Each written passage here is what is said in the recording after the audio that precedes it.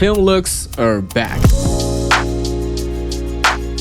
Remaking the film look is one of the most trending styles on social media for a pretty long time. Now, it's often pretty difficult to find the right assets to create the perfect film look that we want to go for. Well, fortunately, Adobe Stock makes this process significantly easier. So in this video, let's turn this travel film into this nostalgic aesthetic masterpiece using assets from Adobe Stock. First thing first, let's find film letterbox. Now, letterbox is a blank space that you will have within the frame, and especially for the film look, we needed the round corner with certain aesthetic onto it. Technically, you can make this letterbox, but first, it's very time consuming, and second, there's certain effects within different overlays in Adobe Stock that makes it just a bit more special. I found this gritty film letterbox overlay in the website. Once you license the effect and download it from the website, all you need to do is to open project file within Premiere Pro, import that overlay into your project. You don't really have to change the blend mode or anything. All you need to do is to adjust the size of the overlay for the resolution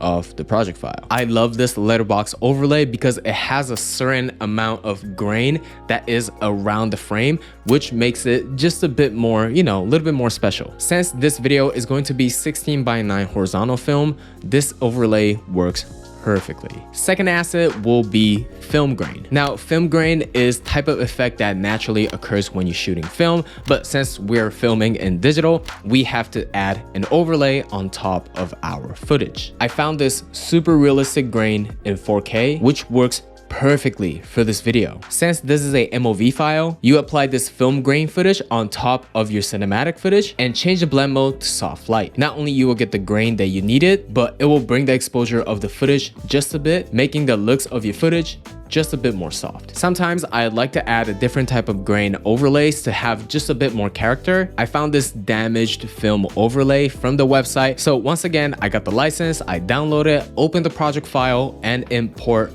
type of the grain that I like to implement in the footage. And I changed the blend mode to lighten. And there you go. Now we have just a bit amount of grain to have just a bit of touch. And there are a ton of different types of film grain in Adobe Stock, so you shouldn't have any problem. Third, let's add some light leaks. I personally love to use light leaks as a transition because I think it's a cool way to have transition, and with the sound effects, it will look pretty dynamic too. I got this light leak transition within Premiere Pro's Adobe Stock library, and all I needed to do is license the graphic within Premiere Pro and drag the effect onto the timeline. Change the background of the timeline, change the blend mode to lighten, and boom, I have this beautiful light leak transition that I can just use it right in Premiere Pro. And that's pretty much it for the basic film look. However, if you want to go above and beyond, there are a couple of film look that I could use for After Effects to have this more aggressive film look that you can try. So I found this retrograde video filter template for After Effects, and I really love this light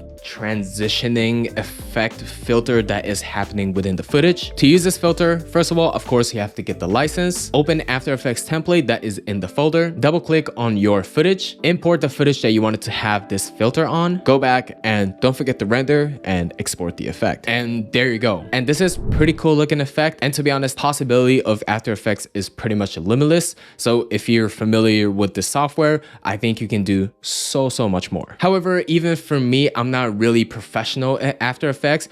I was still able to apply this filter within few seconds. And there you go. Now you have this nostalgic yet aesthetic film look for your next project. So please check out Adobe Stock, try it out for yourself, and let me know what you guys think.